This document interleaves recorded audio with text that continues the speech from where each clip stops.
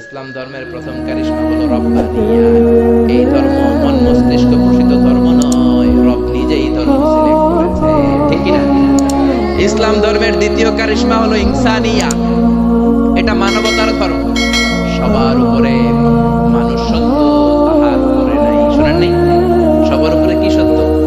মানুষ সত্য, তাহার উপরে নাই। সবার আগে মানুষ। এই ধর্মে কোনো সাম্প্রদায়িকতা নাই। জোরাজুরি করে আমরা কাউরে মুসলমান বানাই না। আমাদের দরজা আর আমাদের বুক সবার জন্য খোলা আছে না নাই?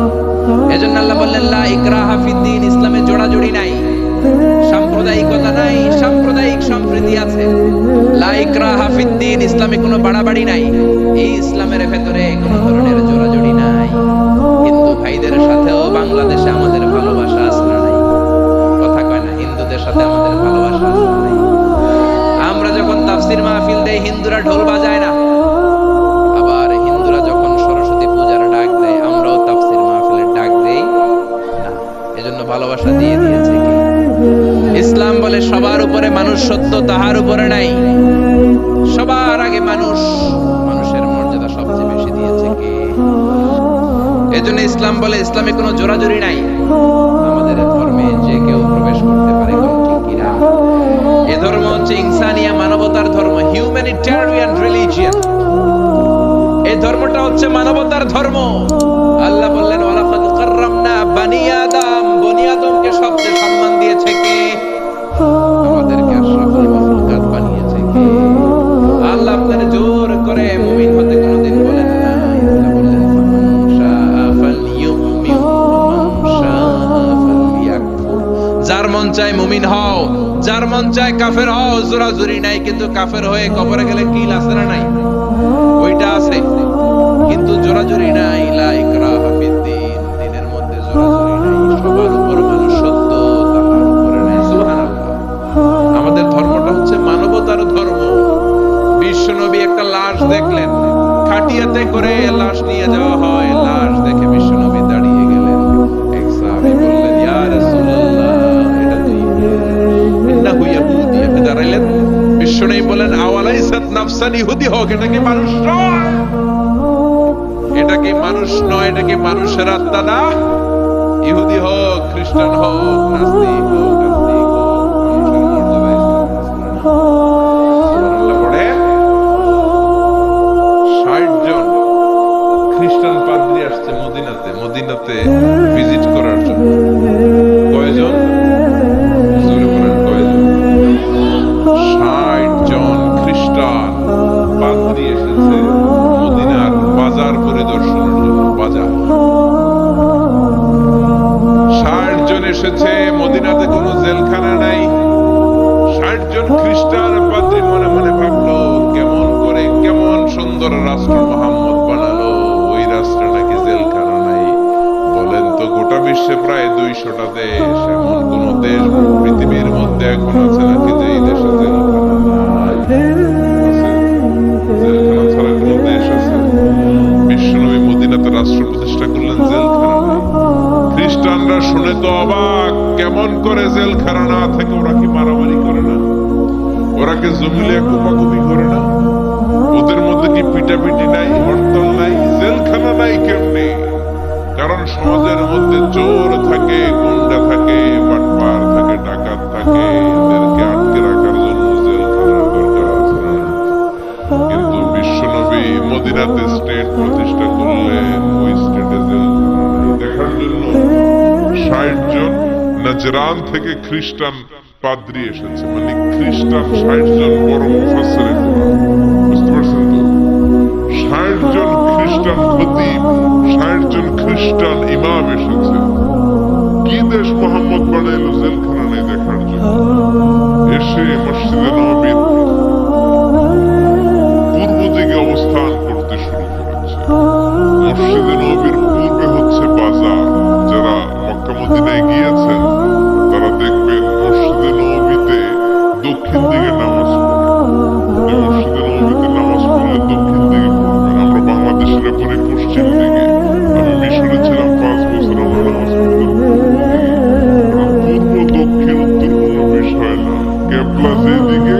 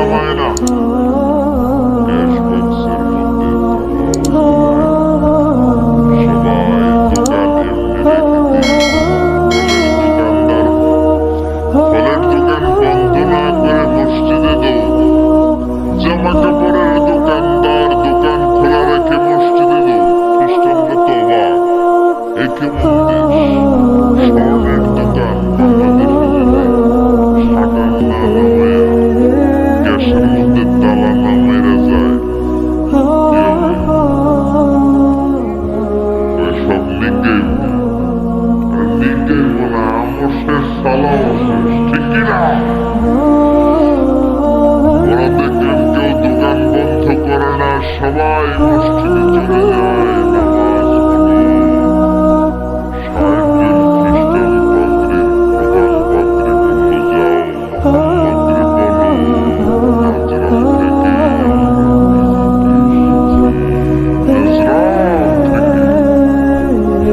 বিশ্বনবীর কাছে বললেন, আমরা 60 জন পাদ্রী এসেছি, কয়জন?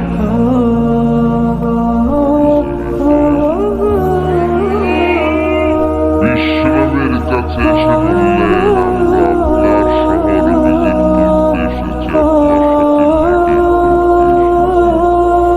বিশ্বনবী সাহাবীরে বললেন, ও সাহাবারা, এখন 60 জনরে কই বসাই? আমার তো ড্রয়িং রুম নাই, আমার তো কনফারেন্স রুম নাই, আমার তো মিটিং রুম নাই, আমার তো ঘরের মধ্যে জাজিম নাই, সোফা সেট নাই, বালিশ নাই, দামি কিছু নাই।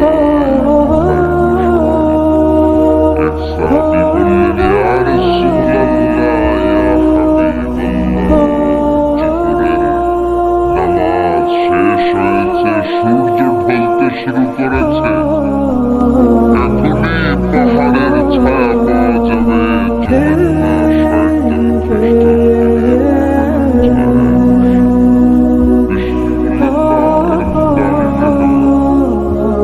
পাহাড়ের ছায়ায় বসলে কেমন হয়? আরেক সাহাবী বললেন, ইয়া রাসূলুল্লাহ, আমার খেজুর গাছ কেটেছি গতকাল, অনেকগুলো খেজুর গাছের পাতা ডালপালা আছে, আপনি বললে এটা দিয়ে বালুর মধ্যে বিছানা করে দেই, ওইখানে বসবে। বিশ্বনবী বললেন, না না, এরা দামি মেহমান। বিদেশি ডেপুটেশন, বিদেশি প্রতিনিধি, 60 জন খ্রিস্টান পাদ্রী, আবার অন্য ধর্মের ফাদার, খ্রিস্টান ফাদাররা আসছে। পার্টির মধ্যে নয়, পাহাড়ের ছায়ায় নয়, এরা দামি মেহমান, ভালো কোনো জায়গায় বসতে দিতে হবে। বলতে বলতে 60 জন খ্রিস্টান পাদ্রী বিশ্বনবীর কাছে চলে এসেছেন। এবার বিশ্বনবী কোথায় বসতে দিলেন? আর জায়গা না,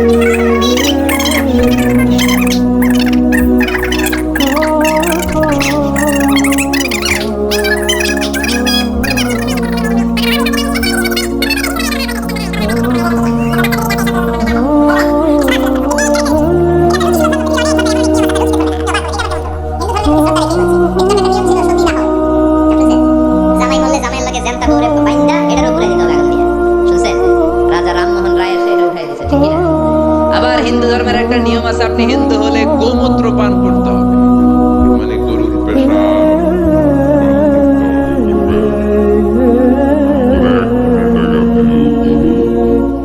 কারণ ইসলামে এরকম আউলা সাউলা, এটা দিনুল ফিতরা, আবার ইসলাম হলো দিনুস সালাম, শান্তির ধর্ম। ইসলাম কখনো শান্তি পছন্দ করে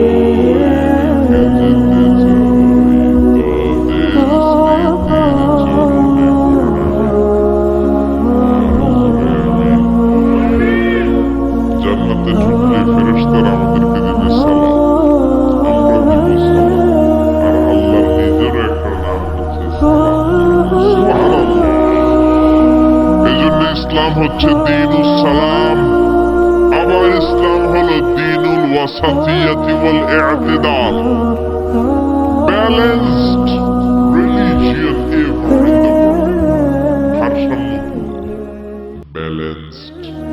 এজন্য বিশ্বনবী বলেন ইযা হাদারাত তাআমুল ইশা ওয়াল আশা, ইযা হাদারাল ইশা ওয়াল আশা ফাকাদ্দিমুল আশা ক্বাবলা আল ইশা। এশা মানে রাতের নামাজ, সবাই বলেন এশা মানে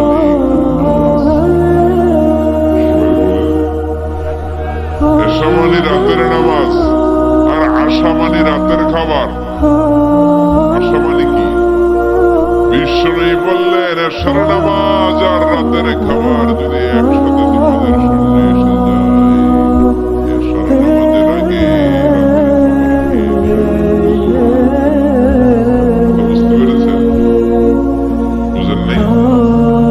ইযা হাদারাল ইশা ওয়াল আশা, ইশা মানে এশার নামাজ, আশা মানে রাতের খাবার। এশার আযান হয়, আবার খাবারও চলে আসছে। বিশ্বনবী বললেন আগে নামাজে দাঁড়ালে মুরগির রানের কথা মনের ভিতরে আসে না? কি সুন্দর ইসলাম! আল্লাহু আকবার! Balance religion. এক সাহাবী বললেন উসল্লিল লাইলা কুল্লা, সারা রাত নামাজ পড়ব। আরেক সাহাবী বললেন আসুমুদ দাহরা কুল্লা, সারা বছর রোজা রাখব। আরেক সাহাবী বললেন আতাজিলুন নিসা, আমি বিয়ে করব না। বিশ্বনবী তিনটারই ধমক দিলেন। বিশ্বনবী বললেন তোমরা কি আমার চেয়ে বড় মুত্তাকি হতে চাও নাকি? বিশ্বনবীর চেয়ে বড় মুত্তাকি হওয়া যাবে? বিশ্বনবীর চেয়ে বড় বুজুর্গ হওয়া যাবে? বিশ্বনবী বললেন তুমি কি বলছো? আমি কইছি সারা রাত নামাজ পড়ো। বিশ্বনবী বললেন না, পড়বা না। বিশ্বনবী তার জীবনের কোনোদিন সারা রাত নফল নামাজ পড়েন নাই। বিশ্বনবী এশার সালাতের পরে ঘুমিয়ে যেতেন, মাঝরাতে তাহাজ্জুদ পড়তেন, আবার ফজরের আগ দিয়ে উঠে তাহাজ্জুদ পড়তেন, আবার ঘুমিয়ে যেতেন। ঘুম থেকে উঠে ওযু ছাড়া ফজরের 2 রাকাত সুন্নাত পড়তেন, তারপরে ফজরের নামাজের ইমামতি করতেন। বিশ্বনবী ঘুমিয়ে গেল, তার ওযু কোনোদিন ভাঙতো। এটা ছিল বিশ্বনবীর রাতের নামাজ। বিশ্বনবী বললেন আমি তো এই সিস্টেমে নামাজ পড়ে নবী হইলাম, তুমি কি আমার চেয়ে বড় নবী হইতে চাও? আমার চেয়ে বড় বুজুর্গ হতে চাও নাকি আমার চেয়ে বড় বুজুর্গ হওয়া যাবে? আরেক সাহাবীরে বললেন তুমি কি কইছো বলো। ওই সাহাবী কয় আমি কইছি সারা বছর রোজা রাখবো, রোজা ভাঙবো না।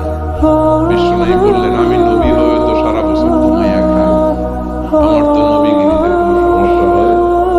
সপ্তাহে আমি রোজা রাখি 2টা, সোমবার বৃহস্পতি, বাকি 5 দিন খাওয়া দাওয়া আছে।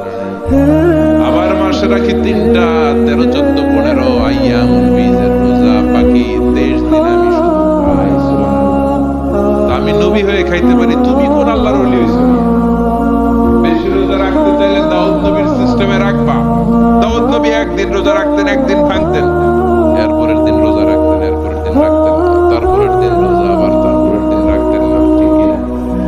এর চেয়ে ভালো রোজা হতে পারে? আরেক সাহাবীর বিশ্বনবী বললেন তুমি কি কইছো বলো। ওই সাহাবী বললেন ইয়া রাসূলুল্লাহ আমি বলেছি আতাজিলুন নিসা, আমি নারীদের কাছেও যাব না, আমি কোনদিন বিয়ে করব না। বিশ্বনবী বললেন আমি 13টা বিয়ে কইরাও নবী হইলাম, তোমার কি সমস্যা? বিশ্বনবী বিয়ে করেছে কয়টা? 13টা। আমি 13টা বিয়ে করার পর নবী থাকতে পারলাম, তুমি বিয়ে করবে না কেন? আন নিকাহ মিন সুন্নতি, নিকাহ করা আমার সুন্নাহ। মান রাগিবা আন সুন্নতি ফালাইসা মিন্নি, যে আমার সুন্নাত পছন্দ করে না সে আমার উম্মত হতে পারে। ইসলামের সর্বশেষ কারিশমা হচ্ছে আল wuduh, ক্ল্যারিটি। ইসলামের মধ্যে কোনো গোজামিল নেই, আছে? আল হালালু বাইয়িন ওয়াল হারামু বাইয়িন, হালাল কোনটা এটাও স্পষ্ট, আবার হারাম কোনটা সেটাও স্পষ্ট। জোরে কোন ঠিক কিনা? ইসলামের এই গ্রন্থ কোরআন সবার জন্য। কোরআন কুলি পড়বে, মুজুর পড়বে, মুফাসসিরে কোরআন পড়বে, ইমাম পড়বে, ছোট বাচ্চারাও পড়বে। ঠিক কিনা? একদল লোক আছে বলে আমরা আলেম না, আমরা কোরআন পড়তে পারবো, বলে কি বলে না? আপনাদের এলাকায় মনে হয় না এই কথা শোনা যাবে? এটা সবার কিতাব, সবাই পড়বেন, আরবি শিখবেন, বঙ্গানুবাদ শিখবেন, সবাই শিখবেন। না বুঝলে ইমাম সাহেবের কাছে যাবেন, প্রতিদিন একটা করে হলেও কোরআনের অর্থ বুঝতে হবে। আয়াতের একটা আয়াতের বঙ্গানুবাদ হলেও প্রতিদিন পড়তে হবে। কোরআনের বঙ্গানুবাদ